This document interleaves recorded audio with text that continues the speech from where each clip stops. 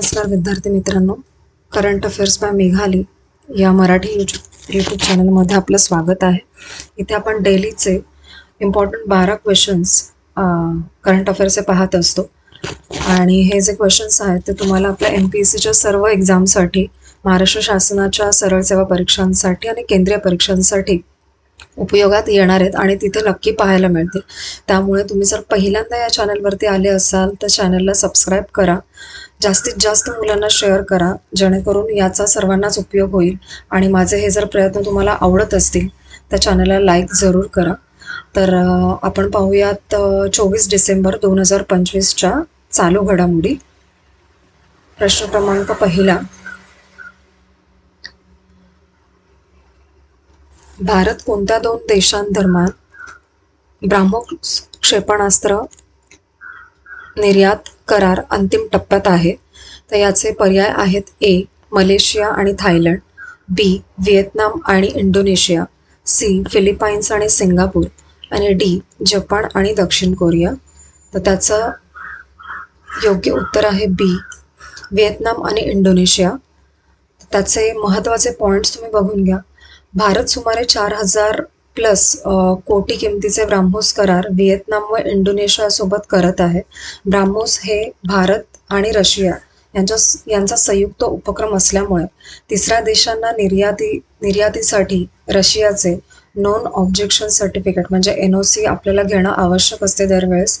आणि ब्राह्मोस हे एक सुपरसोनिक क्षेपणास्त्र आहे, यामध्ये उपध्वनी नाही आहे.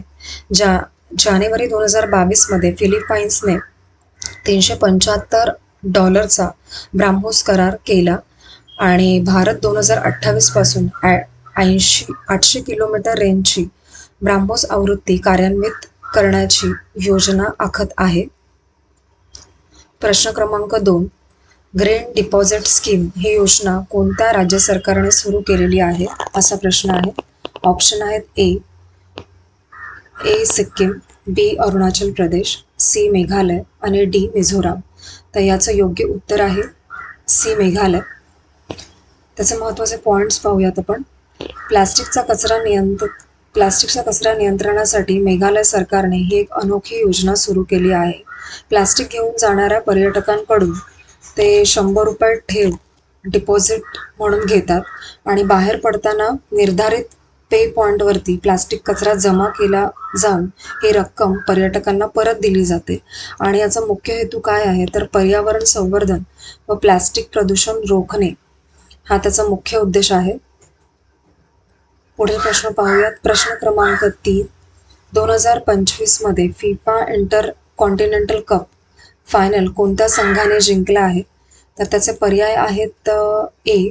CR Flamengo, B. Real Madrid, C. Paris Saint Germain PSG आणि डी. Manchester City. याचं योग्य उत्तर असणार आहे C. Paris Saint Germain PSG. त्याचे महत्त्वाचे पॉईंट बघा. अंतिम सामन्यामध्ये PSG ने पेनल्टी शूटआउटमध्ये फ्लेमिंगोवरती विजय मिळवला. त्यानंतर सामना कतारमधील अल रायन शहरामध्ये खेळण्यात आला होता शेवटचा. आणि ख्विचाने 38व्या मिनिटाला PSG साठी पहिला गोल केला होता. League 1, cup de France, trophy D champions आणि UEFA चॅम्पियन्स लीग आणि UEFA सुपर कप नंतर ही 6वी ट्रॉफी PSG ने जिंकलेली आहे. प्रश्न क्रमांक 4, ऑपरेशन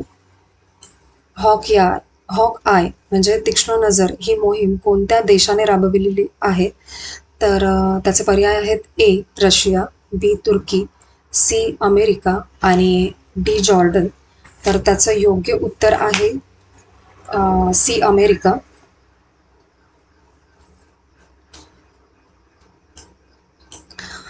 त्याचे महत्त्वाचे पॉईंट बघून घ्या. ही मोहीम अमेरिकेने इस्लामिक स्टेट विरोधात सिरियामध्ये राबवली. या मोहिमेमध्ये IS म्हणजे इस्लामिक स्टेटशी संबंधित सुमारे 70 लक्ष्यांवरती हल्ले करण्यात आले. तात्काळ कारण काय होतं तर पाल्मायरा जवळ झालेला हल्ला. आणि पुढचा मुद्दा आहे, हल्ले लष्करी पायाभूत सुविधांवरती केंद्रित होते, नागरी वस्त्यां चा यामध्ये समावेश नव्हता. ही कारवाई IS विरोधातील आंतरराष्ट्रीय मोहीम म्हणजे ऑपरेशन इनहेरंट रिझॉल्व्ह चा भाग आहे. हा लास्ट पॉइंट महत्वाचा आहे. प्रश्न क्रमांक 5, जॉरेड आयझॅकमन यांची नासाचे कोणत्या क्रमांकाचे प्रशासक म्हणून नियुक्ती झालेली आहे? तर याचे पर्याय आहेत A 13वे, B 14वे, C 15वे आणि D 16वे. तर याचं योग्य उत्तर असणार आहे C 15वे.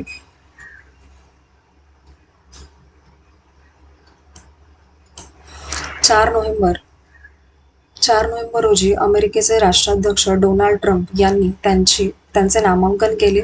17 डिसेंबर रोजी US सिनेटने त्यांच्या नियुक्तीस मंजुरी दिली आणि अमेरिकन अंतराळवीरांना पुन्हा चंद्रावरती पाठवणे, चंद्रावरती कायमस्वरूपी मानवी उपस्थिती निर्माण करणे आणि मंगळ ग्रहावरती अमेरिकेचा ध्वज रोवणे हे त्यांचे भाषणातील मुख्य मुद्दे आहेत आयझॅकमन यांचा. पुढील प्रश्न क्रमांक 6, एक्सरसाइज अविया इंद्र 2025 हा संयुक्त हवाई सराव भारत आणि कोणत्या देशांमध्ये झाला आहे? तर त्याचे पर्याय आहेत A America, B France, C Russia आणि D इस्रायल. तर त्याचं योग्य उत्तर आहे C रशिया. महत्त्वाचे पॉइंट्स आहेत. हा सराव भारतीय हवाई दल IAF व रशिया फेडरेशन एअरस्पेस फोर्स यांच्यात झाला. सराव डिसेंबर 2025 मध्ये 8 दिवस चालला. भारतीय हवाई दलाने या सरावाचे आयोजन केले होते.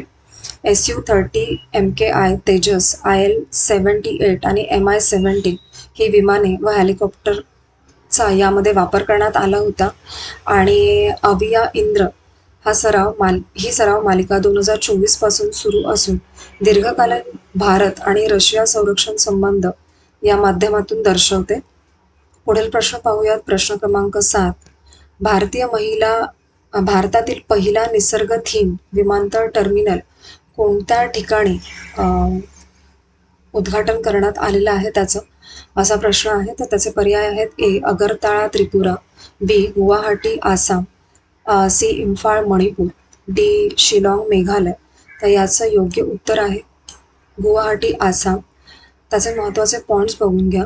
लोकप्रिया गोपीनाथ बोरदोलोई आंतरराष्ट्रीय विमानतळ गुवाहाटी येथे हा टर्मिनल सुरू करण्यात आलेला आहे.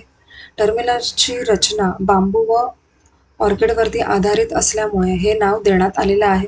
स्थानिक पातळीवरती उपलब्ध बांबूंचा मोठ्या प्रमाणात यामध्ये वापर केलेला आहे आणि ही रचना आसामच्या जैवविविधतेवरती आधारित आहे. सुंदरबनचा यामध्ये समावेश नाही. स्काय फॉरेस्ट हे प्रवाशांसाठी हिरवळयुक्त अंतर्गत ग्रीन कॉरिडॉर यामध्ये तयार करण्यात आलेलं आहे. हे त्याचं विशेष आहे. पुढील प्रश्न क्रमांक 8, सर्वोच्च न्यायालयाने अलीकडे कोणत्या पर्वतरांगांना 100 मीटरपेक्षा जास्त उंची हा नवा अधिकृत निकष स्वीकारला आहे? तर त्याचे पर्याय आहेत A Himalaya, B Satpura, C Aravalli आणि D विंध्य. तर याचं योग्य उत्तर आहे C अरवली. महत्त्वाचे पॉइंट्स आहेत त्याचे. सर्वोच्च न्यायालयाने अरवली पर्वतरांगांसाठी नवा एकसमान निकष स्वीकारला. लोकल रिलीफ पेक्षा 100 मीटरपेक्षा अधिक उंच असलेल्या रचनांनाच अरवली टेकड्या मानले जाते.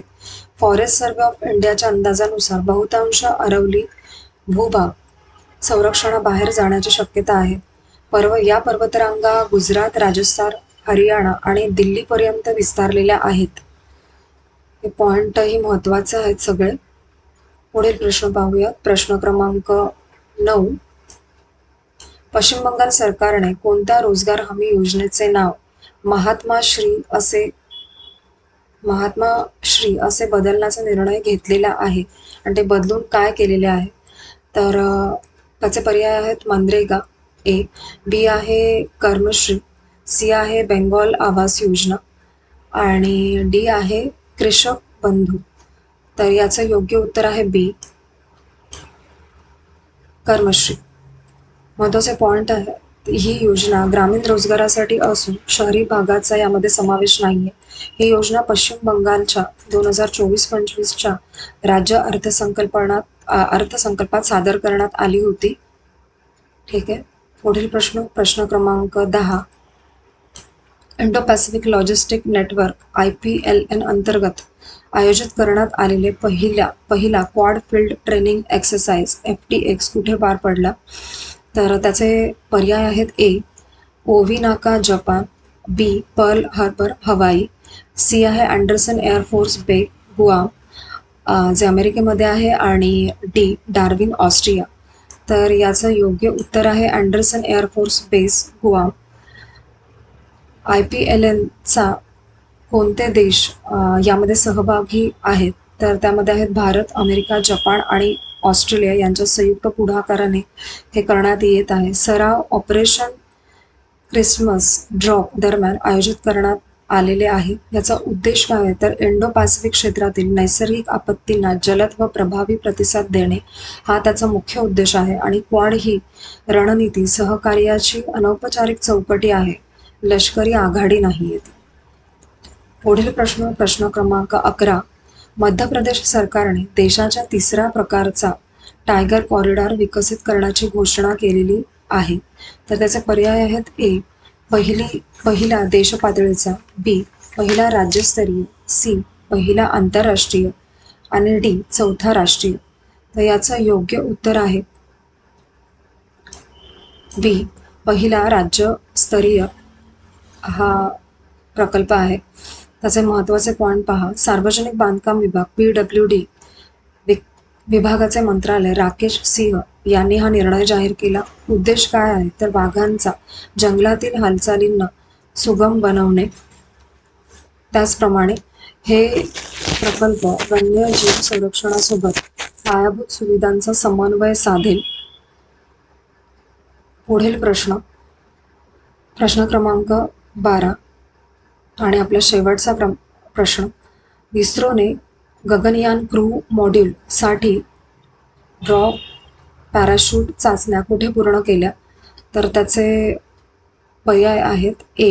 विक्रम Sarabhai space centre, Thiruvananthapuram, B. Terminal ballistic research laboratory, Chandigarh, C आहे सतीश धवन स्पेस सेंटर, श्रीहरिकोटा, आणि D आहे Indian institute of space science and technology, Thiruvananthapuram.